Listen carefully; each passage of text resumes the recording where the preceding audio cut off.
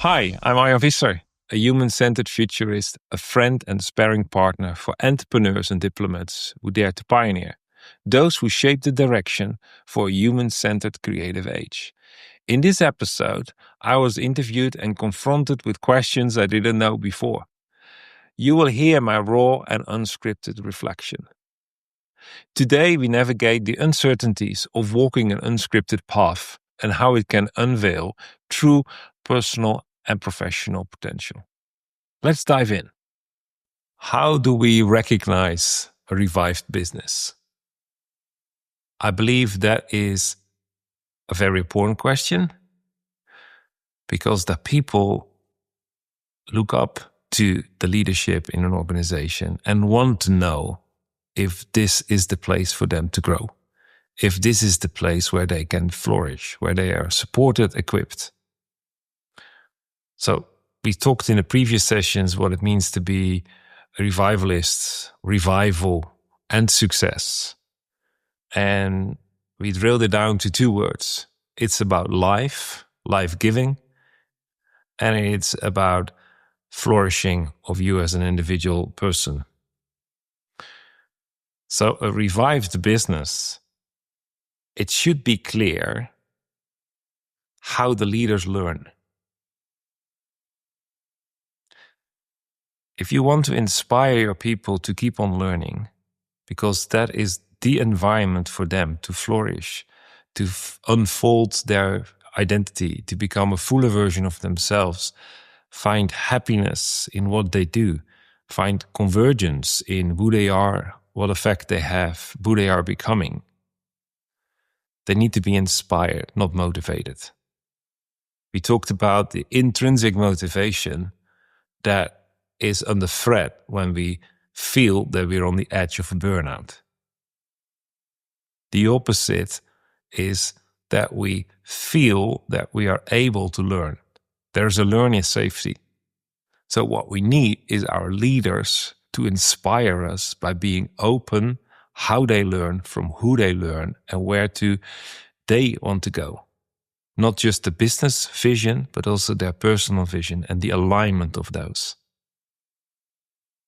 So I believe that the dominant factor of a revived business is that there is an openness and an inspiration of how people learn, modeled by its leaders. How do you recognize that you are ready to walk this path of finding out who you are becoming? I believe that starts with self-awareness and recognizing that you sense there is more. And I believe everyone can sense that there is more. There is a hunger, there is a desire for a more fulfilling reality. You are ready when you prioritize that feeling and take yourself serious to put your time, your energy, and your investment to what you sense that could be yours. In the creative age, we all sense that the business is not about just profit. That's what we started the management age with the famous Friedman quote that the sole purpose of a business is to provide profit for its shareholders. We have seen counter cultures where it was all about the planet, all about people. I believe it's all about all the peace. There is no business without profit. The business is the place that is purposeful for its people. And we cannot ignore just the planet. If we own our personal development, we also have to own our personal space and our personal environment. So I'm not talking about planet from any agenda other than your personal space requires your personal ownership and your personal responsibility. So a culture without profit It's an interesting culture. And I'm not talking about the non-profit. I'm talking actually about adding value. I think that's a better rephrasing, going away from the word profit. If you want to add value, it needs to be recognized, received, and rewarded. If one of the three is missing, then the value is not transferred. And the receiving end of value needs to have a return of investment so that that person can take that responsibility and own what they have invested in so that it will be of lasting value and lasting change. So to bring it all back, it's not about the money, and it's definitely not without money. It's all about growth. It's all about delivering value and as an expression of one's unique identity, both the individual as the identity of a business. How is keeping momentum as the new word, a new word for sustainability, helps you not to fall back into a hustle culture?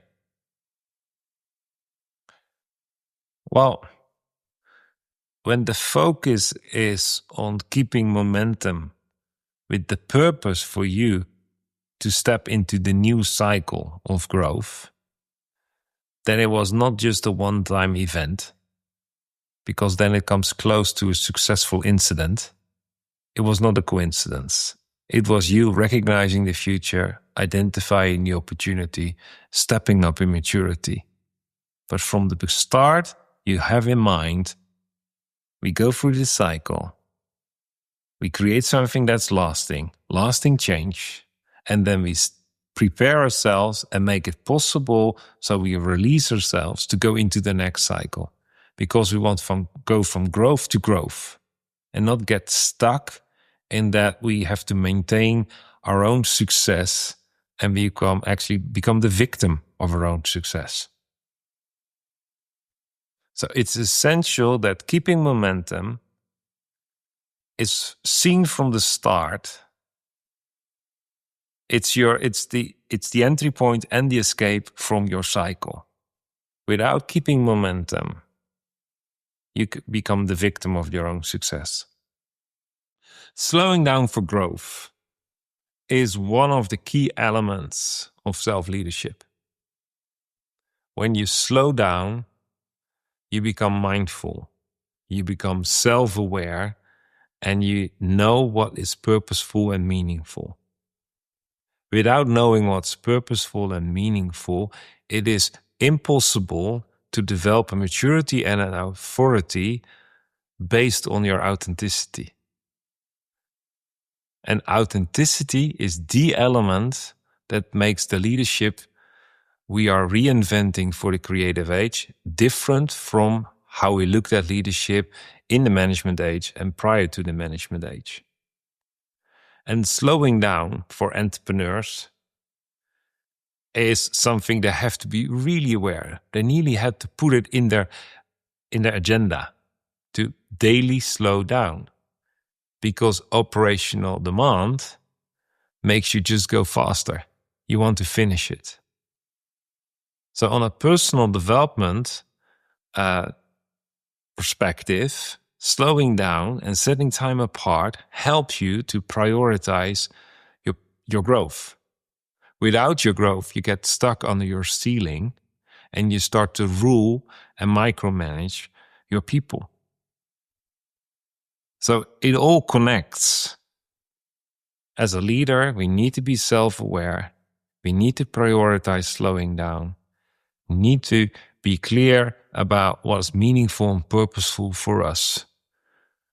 See where it connects to who we are and who we are becoming, and step up in our authenticity and in our authority to lead the way. Thank you for staying with me till the end. I believe it gave you something to think about, and I hope it gave you something to act on.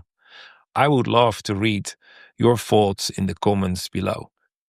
Next week, I will go deeper into how to walk the unscripted journey with one of my peers. But if you can't wait and you're ready to explore the future with us, you can join the A.L.T forum at alt.businessrevivalist.com. This is an exclusive peer dialogue for visionary leaders to step into the future together. And to make it easy, you can experience it first and decide later. See you next week.